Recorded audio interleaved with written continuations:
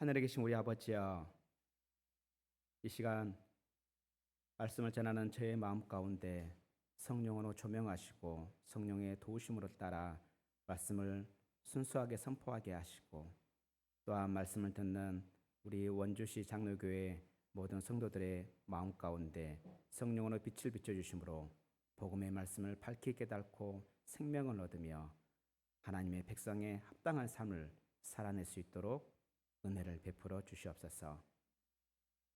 감사합니다. 우리 구주 예수님 이름으로 기도합니다. 아멘.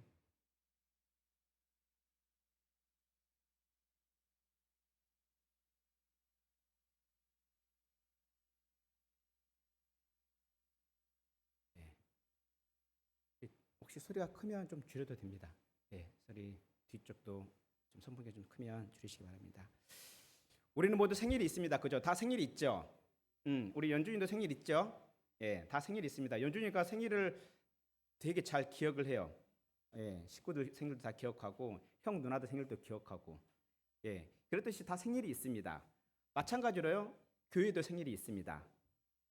우리 교회에 생일이 있다는 거 다 알죠?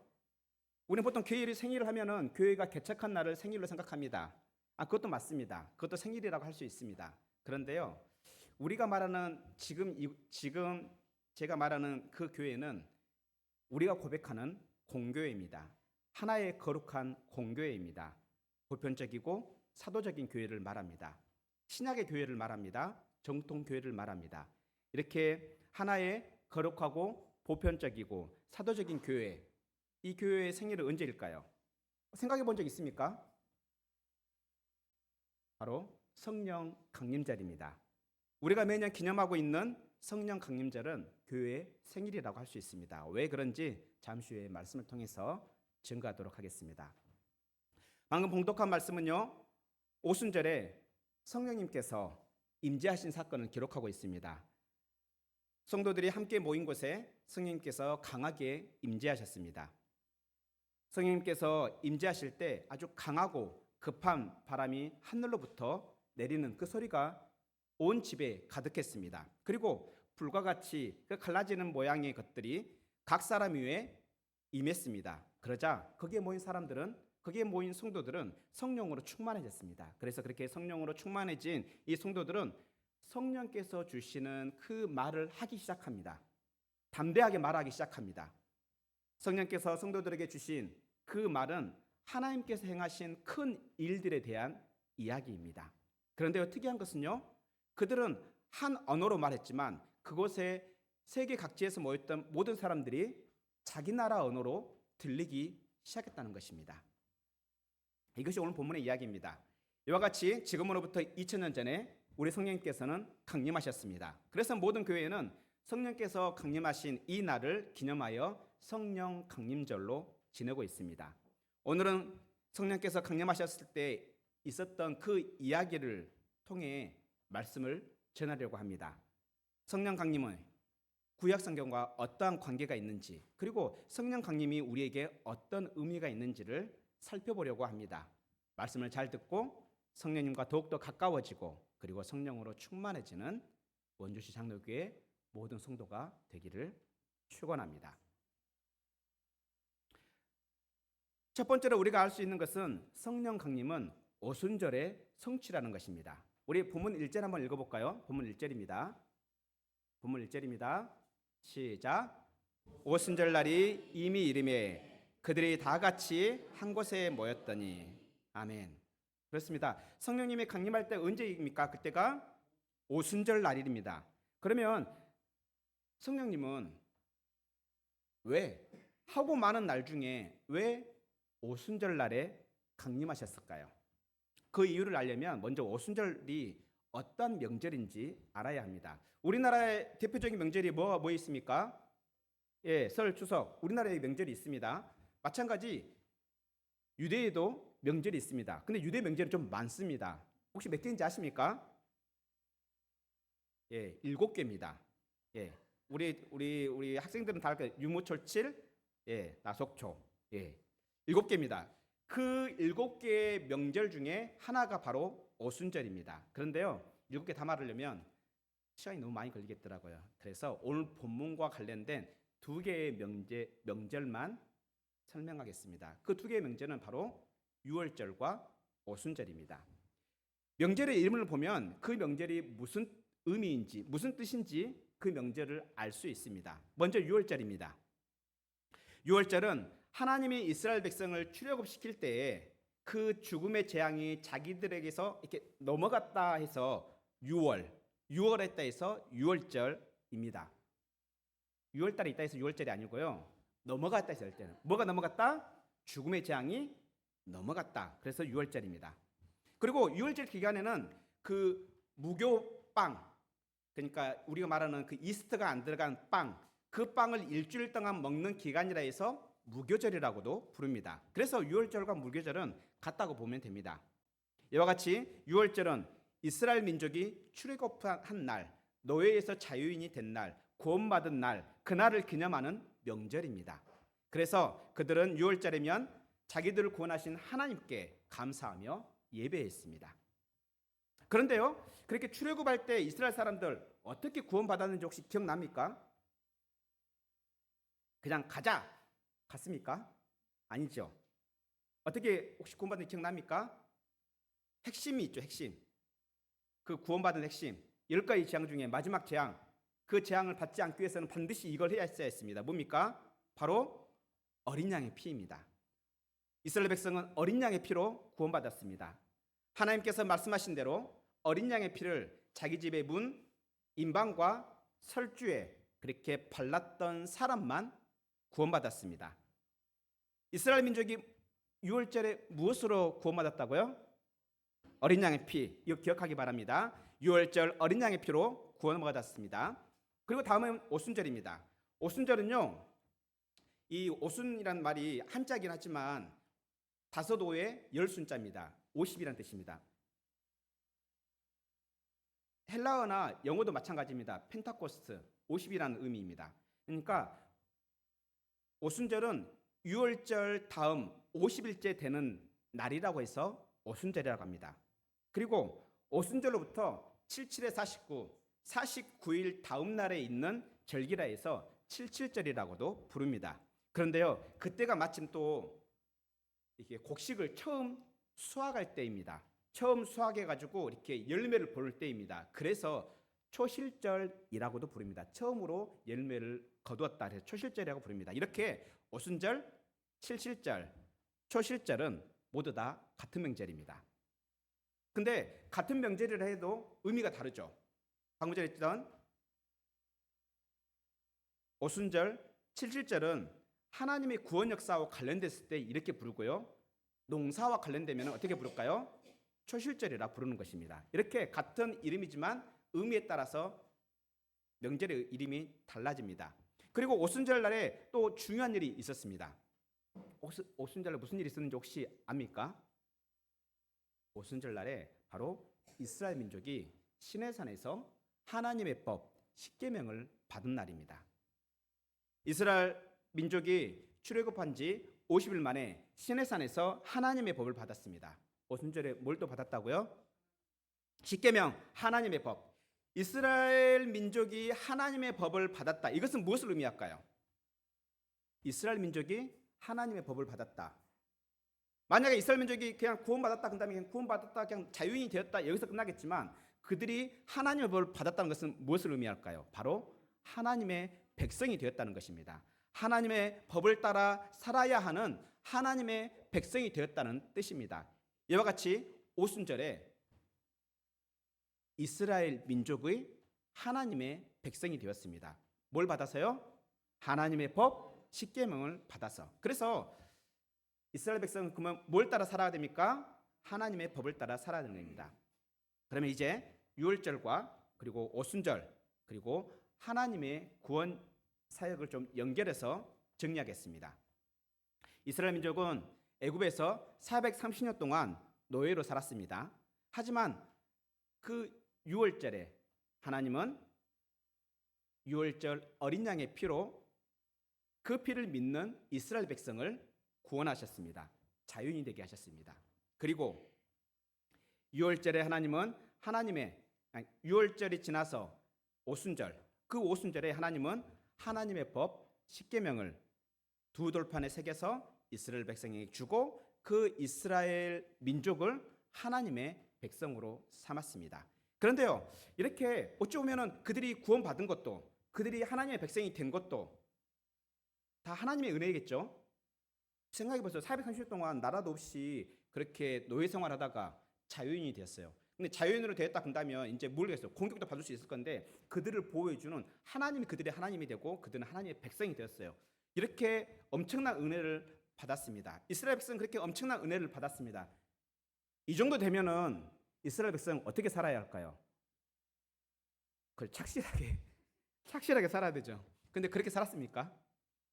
아니요, 그렇게 살지 않았습니다. 우리가 성경을 보아서 알다시피 하나님께 주신 그 법을 순종하지 않았습니다. 하나님 백성답게 살지도 않았습니다.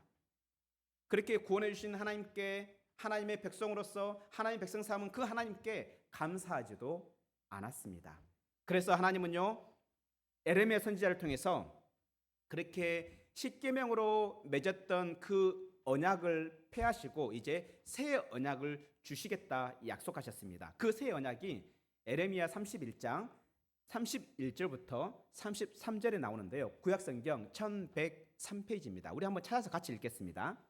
에레미야 31장 31절에서 33절, 구약성경 1103페이지입니다.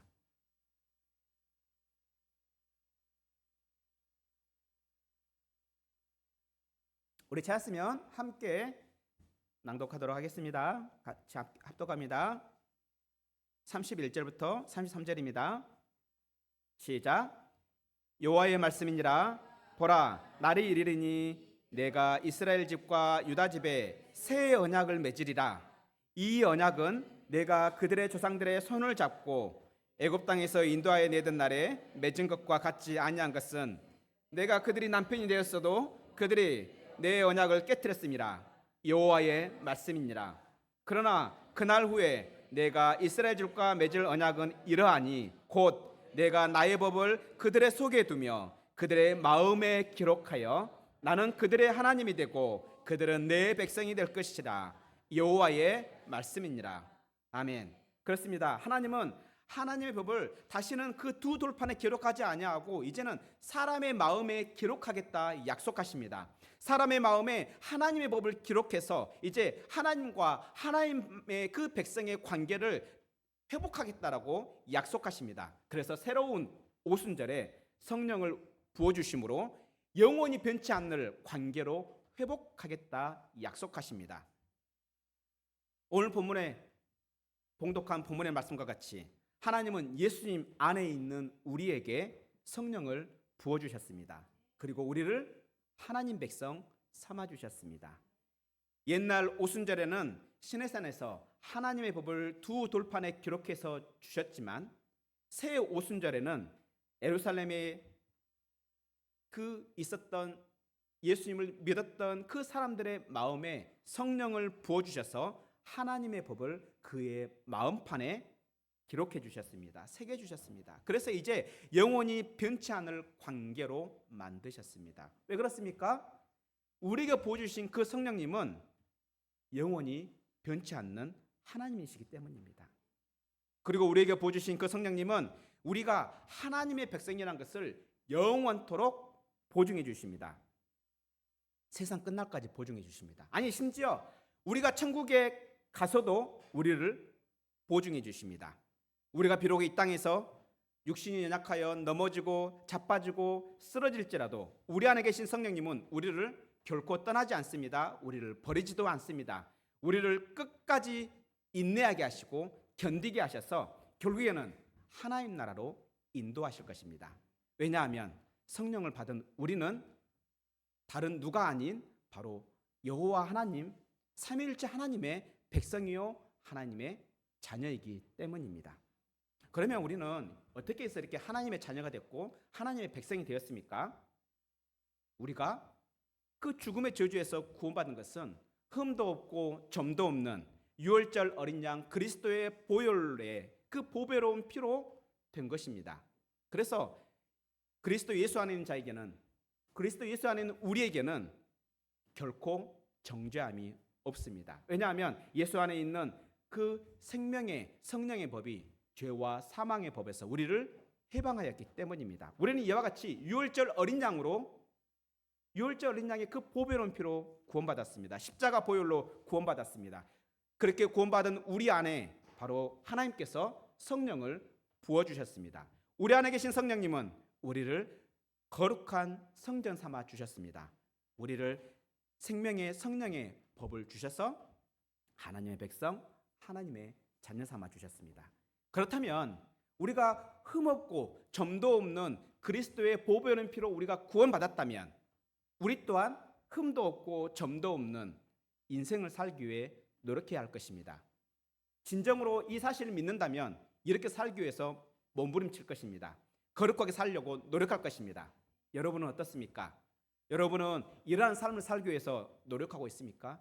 나를 구원하신 그 보배로운 피가 흠도 없고 점도 없는 그 보배로운 피라는 것을 믿기 때문에 이렇게 살아보려고 노력하고 있습니까?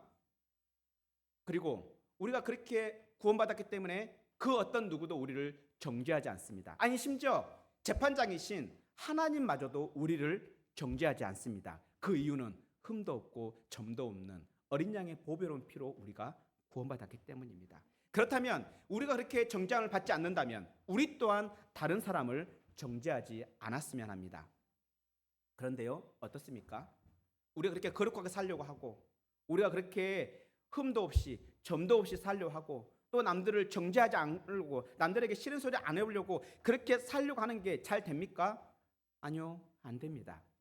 이렇게 사는 것이 쉽지 않습니다. 우리 힘으로는 절대 안 됩니다. 그래서 우리 하나님은 우리에게 성령을 주셨습니다. 우리가 우리 안에 계신 성령을 의지할 때 우리는 이렇게 살아낼 수 있습니다. 그러니 더 이상 육신의 법을 따르지 말고 성령을 의지하여 생명을 주시는 성령의 법을 따라 사는 진정한 성도들이 되기를 힘씁시다. 성령을 의지하여 하나님의 말씀을 따라 사는 원주시 장로교회, 하나님의 백성답게 거룩하게 살아내는 원주시 장로교회가 되기를 축원합니다. 그리고 두 번째로 우리가 알 수 있는 진리는 성령 강림은 초실절의 성취이다입니다. 오순절이라는 이름은 하나님의 구원 역사와 관련될 때 오순절, 칠칠절이라고 부른다 했어요. 그렇다면 농산물 수확과 관련되면 뭐라 부른다고요? 초실절. 그런데 이 오순절만 성령 강림이 오순절만 성취한 것이 아니라 초실절도 성취했다는 것입니다.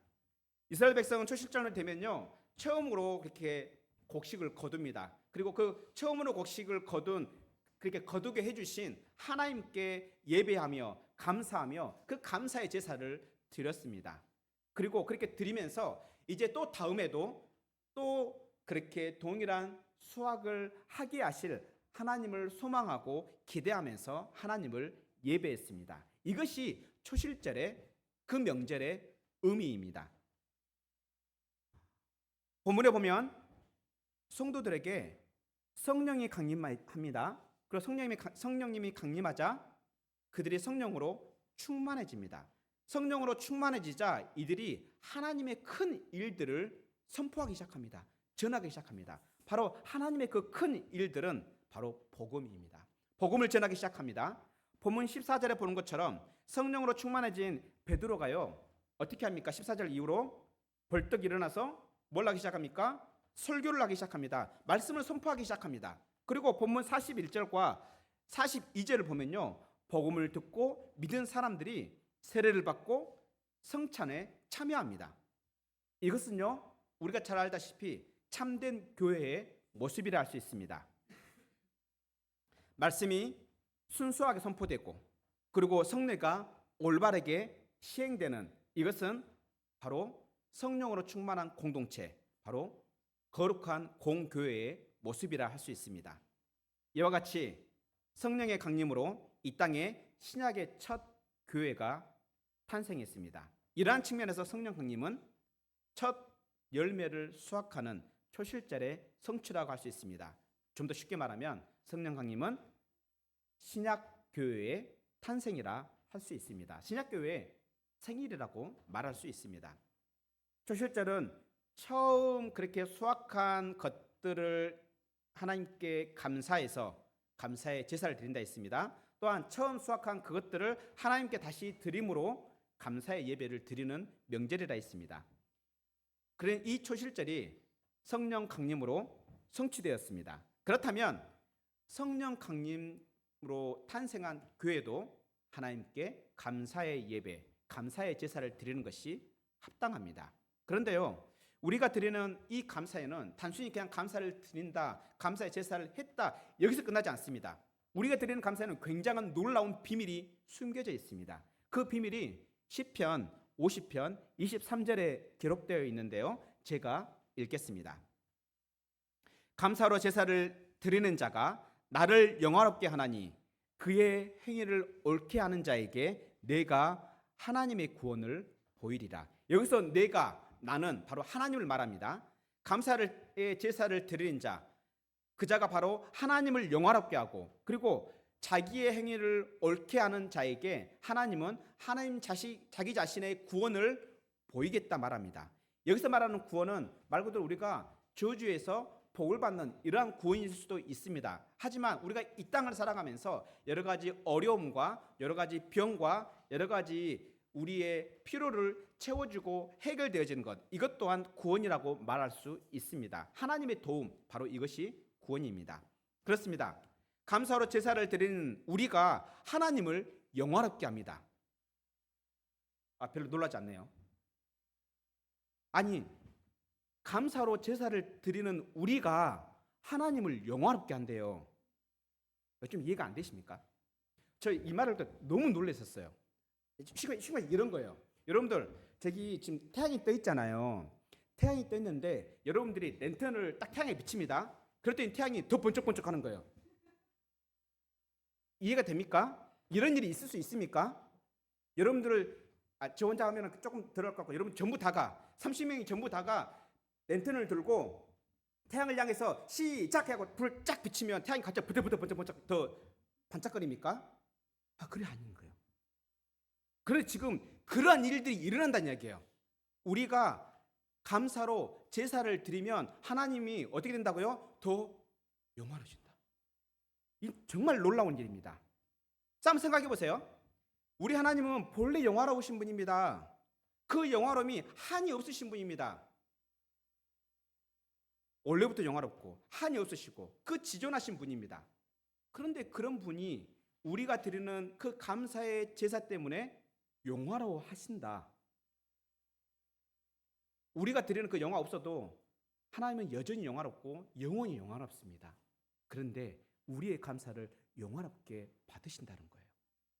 이게 비밀인 겁니다.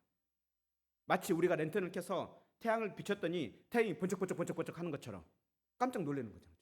이런 말도 안 되는 일이 우리의 감사의 제사로 일어난다는 것입니다. 그런 하나님이 우리가 드리는 감사의 제사가 하나님을 영화롭게 한다. 정말 이게 놀라운 말씀입니다. 이와 같이 감사는요, 하나님을 기쁘시게 하고 하나님을 영화롭게 합니다. 그뿐만이 아닙니다. 이렇게 올바른 믿음으로 진실된 마음으로 하나님께 감사하는 우리를 하나님이 도와주신다. 우리에게 하나님의 구원을 보이신다. 다시 말하면 우리를 도와주신다. 이와 같이 감사에는 이러한 비밀이 있습니다. 그렇다면 우리 모두 하나님께 감사의 제사를 드립시다. 이 비밀을 받아 누립시다. 어떠한 환경 속에서도 하나님께 감사의 제사를 드려봅시다. 아니, 너무나 지치고 너무나 힘들고, 그래서 감사의 제목은 정말 털끝만치도 찾아볼 수 없는, 도저히 보이지 않는 그 상황이라 할지라도 감사의 제목을 기어이 찾아내서 하나님께 감사의 제사를 드려봅시다. 그때 영화로우시고 지존하신 하나님은 우리에게 하나님의 구원을 보여주실 것입니다. 길이 보이지 않는 그곳에서 우리에게 길을 보여주실 것이고, 답답한, 그래서 숨이 컥컥 막히는 그 환경 가운데 우리가 쉴 만한 신선한 바람을 우리에게 공급해 주실 것입니다. 이렇게 하나님께 감사의 제사를 드림으로 하나님의 구원을 맛보는 원주시 장로교회 되기를 축원합니다. 그리고 본문에서 알 수 있는 세 번째 진리는요, 성령 강림은 약속의 성취다입니다. 성령님은 영이시기 때문에 우리 눈에 보입니까? 안 보입니까? 안 보입니다. 우리의 오감으로 성령님을 감지할 수 있습니까? 할 수 없습니다. 우리는 아무리 정신을 차리고 한다 할지라도 느낄 수도 없고 알아차릴 수도 없습니다. 그런데요, 본문 1절부터 4절에 보면요, 우리가 성령님이 강림했다는 것을 알 수 있습니다. 시청각적으로 알 수 있습니다. 먼저는 하늘로부터 강하고 아주 맹렬하게 부는 바람의 소리가 들립니다. 그 소리가 온 집에 가득합니다. 그리고 불의 혀처럼 그렇게 나누어진 것들이 각 성도들의 그 위에 하나씩 머무릅니다. 이와 같이 하나님은 성령님께서 임재하셨다는 것을 시각과 청각을 통해 우리로 하여금 깨달을 수 있도록 보여주십니다. 근데 왜 하나님께서 왜 이렇게 하셨을까요? 영이신 하나님께서 그냥 오셨다 가셔도 되는데 왜 이렇게 우리가 충분히 알아들을 수 있고 우리가 충분히 눈치챌 수 있도록 이렇게 하셨을까요? 바로 성령님이 임했을 때 우리에게 어떤 일이 일어나는지를 우리에게 알려주시기 위한 하나님의 배려입니다. 만약에 이러한 것이 없이 그냥 갑자기 성도들이 이런 일이 있었더라 그러면 도대체 뭐 때문에 이렇게 됐지라고 우리로 하여금 이해하지 못했을 건데, 우리 하나님은 우리가 성령님이 임했을 때 우리에게 어떤 일이 일어나는지를 알려주기 위한 하나님의 배려인 것입니다. 바람이 하늘로부터 내려왔다. 하늘로부터 강하고 급한 바람의 소리가 들렸다. 근데 어디로부터요? 하늘로부터라고 성경은 말하고 있습니다. 이것은요, 하늘에 계신 하나님 아버지로부터 성령이 오셨다는 것을 보여주고 있는 것입니다. 또 동시에 승천하신 예수님으로부터 성령님이 오셨다는 증거입니다. 우리 예수님은 성령을 보내시겠다라고 말씀하셨습니다. 십자가 고난 전에도 말씀하셨고 십자가 고난 후에도 말씀하셨습니다. 이와 같이 성령 강림은 우리 예수님께서 약속하신 것이 이루어진 성취된 사건입니다. 근데 예수님만 말씀하신 게 아닙니다. 세례 요한 또한도 말했습니다. 세례 요한 공생애를 시작하기 전에 그 예수님을 이렇게 소개합니다. 마태복음 3장 11절에 이렇게 소개합니다. 나는 너희로, 여기서 나는 세례 요한입니다. 나는 너희로 회개하게 하기 위하여 물과 세례를 베풀거니와, 물로 세례를 베풀거니와 내 뒤에 오시는 이는 나보다 능력이 많으시니 나는 그의 신을 이렇게 들기도 감당하지 못하겠노라. 여기서 그는 바로 예수님입니다. 세례를 받기 위해서, 세례 요한에게 세례를 받기 위해서 오는 예수님을 말합니다. 그는 성령과 불로 너희에게 세례를 베풀 것이요 라고 말했습니다. 그렇습니다. 세례 요한은 예수님이 성령과 불로 세례를 베풀 것이라 예언했습니다. 본문에서 알 수 있듯이 승천하신 예수님은 제 아들에게 불과 같은 성령을 세례로 베풀었습니다. 이와 같이 성령 강림은 세례 요한을 통해서 하나님께서 말씀하신 그 말씀을 성취한 사건입니다. 그런데요, 성령 강림의 그 약속들은요, 신약에만 있는 게 아니에요. 구약에도 있습니다. 대표적인 성령 강림의 말씀은 요엘에 있습니다. 요엘서 2장 28절부터 32절인데요. 같이 찾아서 읽겠습니다. 구약성경 1273페이지입니다.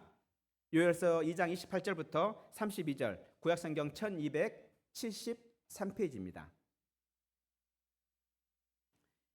하나님은 요엘을 통해서 바로 새 언약이 성취될 건데, 이게 새 언약이 성취됐을 때 어떠한 일이 일어나는지, 오순절에 성령님이 강림했을 때 어떠한 일이 일어날 건지, 오순절에 하나님의 법을 성령으로 그들의 마음판에 새겼을 때 어떠한 일들이 일어나는지를 말씀하고 있습니다. 우리 요엘서 2장 28절부터 32절 같이 읽겠습니다. 시작. 그 후에 내가 내 영을 만민에게 부어주리니 너희 자녀들이 장래 일을 말할 것이며 너희 늙은이는 꿈을 꾸며 너희 젊은이는 이상을 볼 것이며 그때 내가 또 내 영을 남종과 여종에 부어줄 것이며 내가 이적을 하늘과 땅에 베풀리니 곧 피와 불과 연기 기둥이라. 여호와의 크고 두려운 날이 이르기 전에 해가 어두워지고 달이 핏빛같이 변하려니와 누구든지 여호와의 이름을 부르는 자는 구원을 얻으리니 이는 나 여호와의 말대로 시온산과 예루살렘에 피할 자가 있을 것이며 남은 자 중에 나 여호와의 부름을 받은 자가 있을 것임이니라. 아멘. 그렇습니다. 하나님은 만민에게 성령을 부어주겠다 말씀하셨습니다. 요엘 선지자를 통해서 말씀하시고 약속하셨습니다.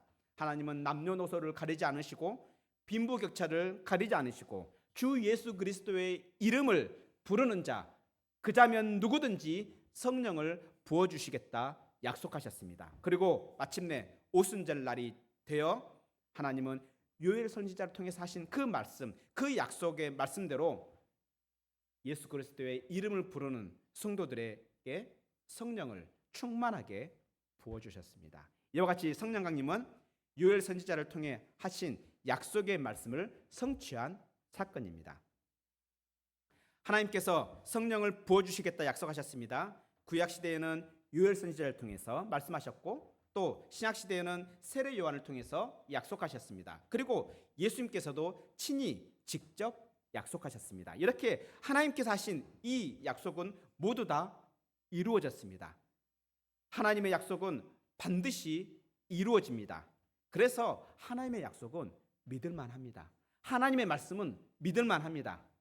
하나님이 우리에게 하신 모든 말씀은 믿을만 합니다. 그렇다면 우리 모두 하나님의 말씀을 읽었으면 좋겠습니다. 하나님의 말씀이 기록된 성경을 읽기 바랍니다. 그리고 그 읽은 확실한 하나님의 말씀을 붙들고 기도하기 바랍니다. 왜냐하면 하나님의 말씀은 반드시 이루어지기 때문입니다. 우리 모두 성경 말씀을 붙들고 기도합시다. 하나님의 말씀으로 기도합시다. 내 소원만 아뢰는 그 기도, 그것도 좋지만 더 확실한 것은요, 하나님 말씀을 붙들고 기도하기 바랍니다. 이와 같이 확실하고 신실한 하나님의 말씀으로 기도하는 원주시 장로교회 되기를 축원합니다.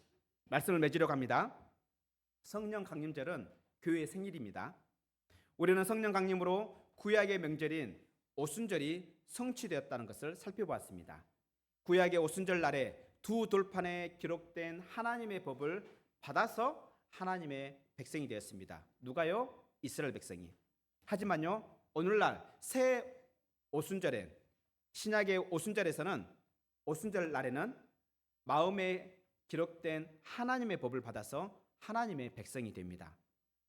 하나님의 법이 우리의 마음에 성령으로 기록되기 때문에 우리는 성령 안에서 하나님의 말씀을 따라 하나님의 백성답게 살 수 있게 되었습니다. 그렇다면 하나님의 말씀을 따라 하나님의 백성답게 사는 원주시 장로교회 되기를 축원합니다. 그리고 초실절은 처음 거둬들인 그 열매를 다시 하나님께 드리며 감사하는 제사라 했습니다. 하지만 우리는 그때 초실절은 1년에 한 번만 그렇게 할 수 있었습니다. 하지만 오늘날 우리는요, 성령으로 언제 어디서든지 하나님께 감사의 제사를 드릴 수 있습니다. 우리의 감사는 하나님을 영화롭게 합니다. 하나님을 기쁘시게 합니다. 그러니 날마다 감사의 제사를 드리는 원주시 장로교회가 되기를 축원합니다. 그러면 우리는 하나님께서 베푸시는 그 구원을 목도하게 될 것입니다. 우리의 문제가 해결되어지는, 우리의 문제를 해결하시는 하나님의 손을 경험하게 될 것입니다. 그리고 성령 강림은 우연히 일어난 것이 아닙니다. 하나님의 약속의 말씀을 따라 하나님이 약속하신 대로 일어났습니다. 그래서 하나님의 말씀, 하나님의 약속은 믿을 만합니다. 그렇다면 날마다 확실한 하나님의 말씀을 읽고 그 읽은 말씀으로 기도하는 원주시 장로교회가 되기를 축원합니다. 그러면 우리 하나님은 그 말씀의 기도에 반드시 응답하실 것입니다. 우리 교회가 이러한 교회가 될 때까지 우리 원주시 우리 교회가 이러한 교회가 되어질 때에 비로소 우리 원주시 장로교회는 성령으로 충만해질 것입니다. 이번 주 한 주도 성령의 충만함으로 살아내는 원주시 장로교회 모든 성도들이 되기를 축원합니다. 기도하겠습니다. 하늘에 계신 우리 아버지여, 성령 강림절을 맞이하여 성령 강림의 의미를 말씀해 주셔서 감사합니다. 십자가와 부활로 우리를 구원하시고 성령을 우리에게 보내주셔서 우리를 하나님의 백성, 하나님의 자녀 삼아 주셔서 감사합니다. 십자가와 부활로 우리에게 생명을 주신 성령 하나님 감사합니다. 우리 원주시 장로교회가 성령을 의지하여 하나님의 말씀을 따라 살게 하소서. 성령을 의지하여 복음을 전파하게 하시고 많은 영혼을 추수하는 원주시 장로교회 되게 하옵소서. 날마다 감사의 제사를 드림으로 그 감사의 비밀, 바로 하나님을 영화롭게 하는 모든 성도들이 되게 하옵소서. 우리의 유월절 양이 되신 우리 구주 예수 그리스도의 이름으로 기도합니다. 아멘.